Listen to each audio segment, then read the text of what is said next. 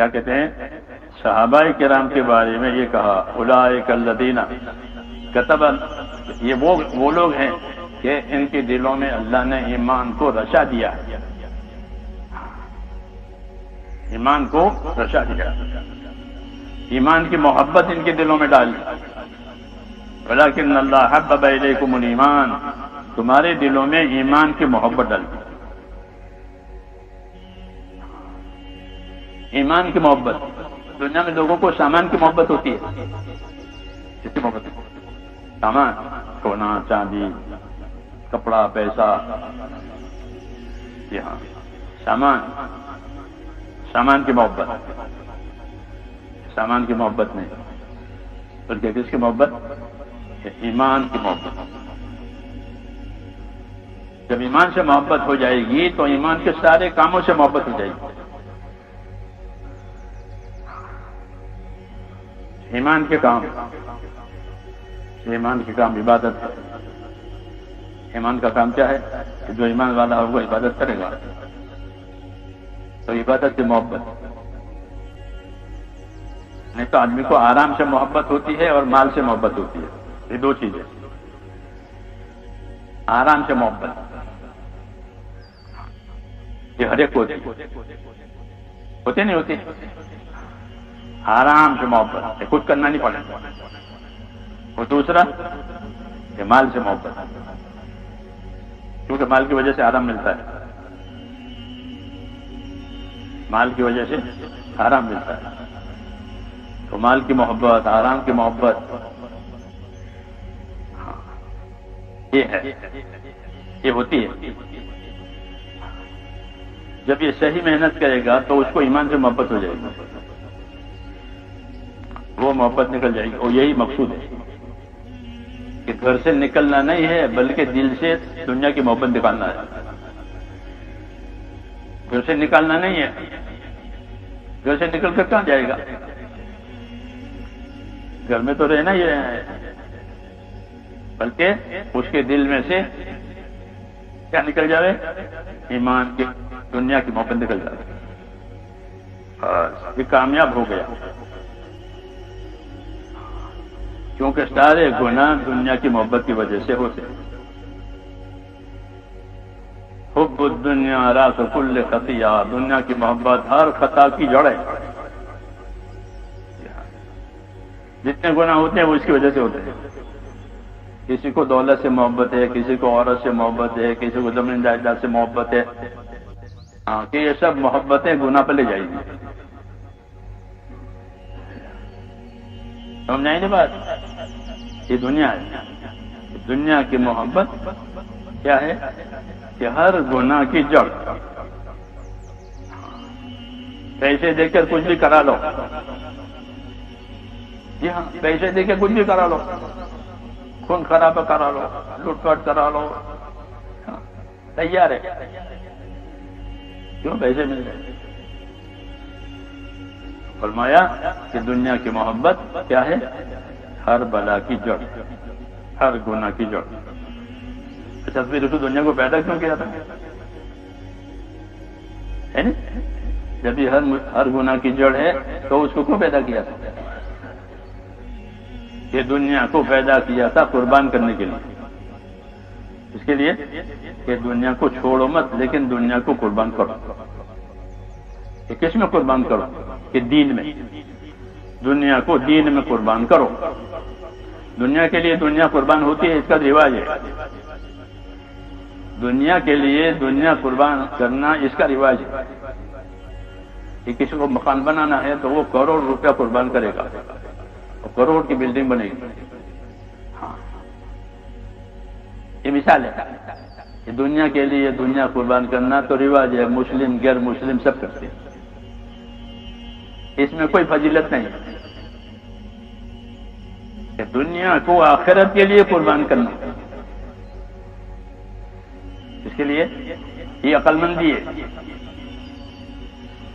یہ کیا ہے؟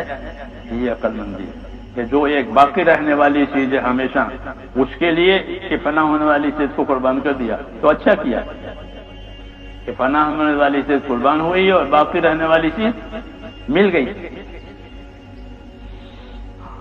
آخرت باقی رہنے والی ہے. آخرت کی دو صفتیں ہیں. کتنی؟ دو صفت آخرت کی.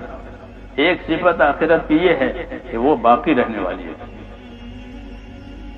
ختم نہیں ہوگی.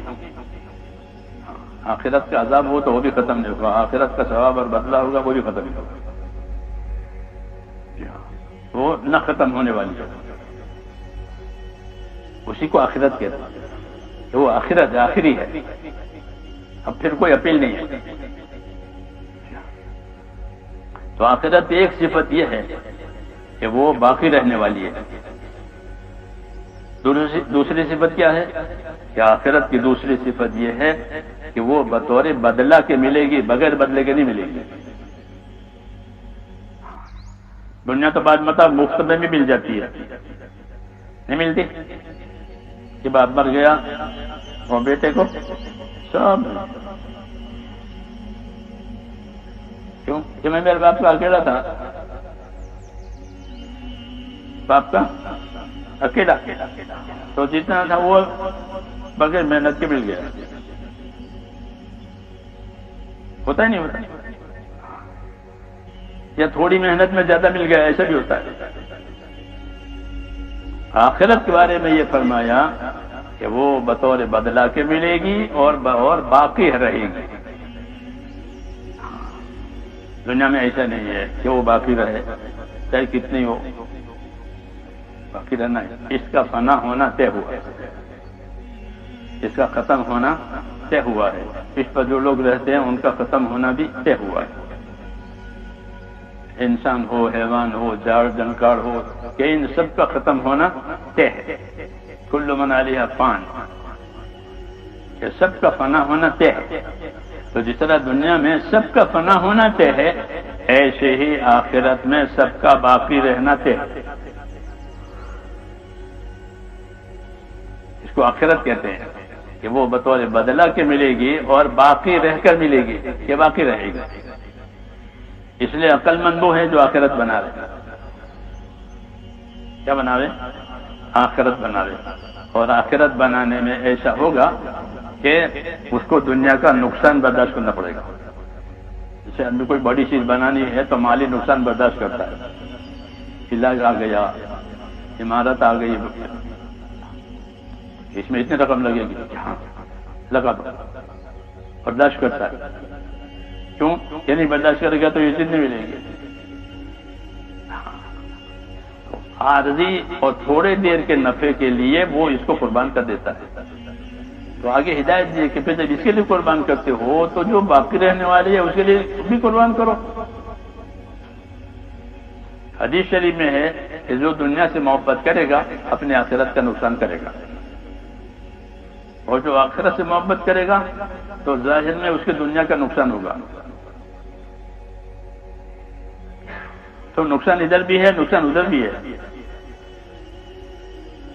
یہی مطلب ہوا نا، نقصان ادھر بھی ہے اور ادھر بھی ہے. تو پھر کیا کرنا چاہیے؟ تو اس کی رہبری فرمائی. کیا رہبری فرمائی؟ کہ آتروا ما یبقى علی ما یبقى، کہ جو چیز باقی رہنے والی ہے اس کا پلہ جھکاؤ، اس میں نقصان نہ ہونے دو. اور جو فنا ہونے والی ہے اس کا نقصان ہو جائے تو ہو جائے، کوئی بات نہیں. اس کو تو بہرحال فنا ہونا ہی ہے. تو وہ فنا نہیں ہوئی تو ہم فنا ہو جائیں گے. دنیا نہیں فنا ہوئی ہماری تو ہم بھی تو فنا ہو جائیں گے. تو کہا جس میں فنا ہے اس کا نقصان برداشت کر لو، جس میں بقا ہے اس کا نقصان برداشت مت کرو. یہ ہدایتیں دی ہے. سمجھ میں آئی نا بات؟ ان باتوں کو عمل میں لانے کے لیے میرے دوستو ایمان اور یقین بنانا ضروری ہے. کیا بنانا ضروری ہے؟ اللہ کے وعدوں کا یقین، اللہ کی قدرت کا یقین، اللہ کے فیصلوں کا یقین، اس کے خزانوں کا یقین کہ جو ہوگا وہ قدرت سے ہوگا. جو ہوگا اللہ قدرت سے کریں گے. اللہ کیسے کریں گے؟ قدرت سے کریں گے. اور یہ چیز کیسے ملے گی کہ اللہ کے خزانے سے ملے گی؟ اللہ کے خزانے میں سب کچھ ہے، اللہ کے خزانوں میں سب کچھ ہے۔ وَإِن مِّن شَيْءٍ إِلَّا عِندَنَا خَزَائِنُهُ، کوئی چیز ایسی نہیں جیسے خزانے ہمارے پاس نہ ہو۔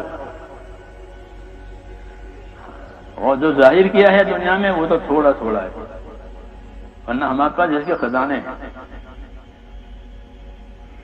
جتنی خوشبو دنیا میں ظاہری ہے وہ تھوڑی ہے، اور خدا کے پاس وہ جو خزانے ہیں، جس نے پھل فروٹ ظاہر کیے ہیں وہ تھوڑے ہیں، اور خدا کے پاس جو اس کے خزانے ہیں۔ ایسے جتنے دکھ جتنی مصیبتیں ظاہر کی ہیں وہ تھوڑی ہے، اور اللہ کے خزانے میں یہ بڑی بڑی آفتیں ہیں۔ کیا ہیں؟ بڑی بڑی آفتیں۔ جتنا زہر دنیا میں ظاہر کیا وہ تھوڑا ہے، اور خدا کے خزانے میں یہ زہر کے خزانے ہیں۔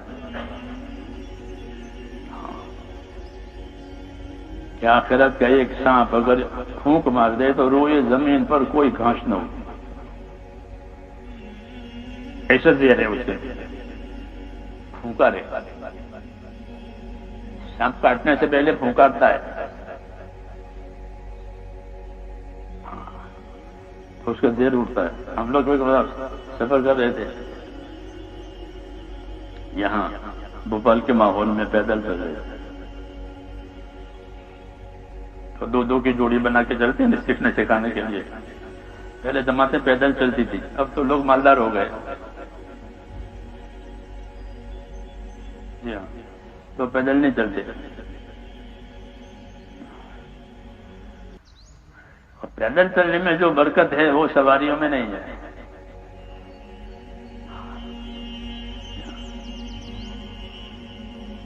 تو چل رہے تھے جنگلوں میں مدھیہ پردیش،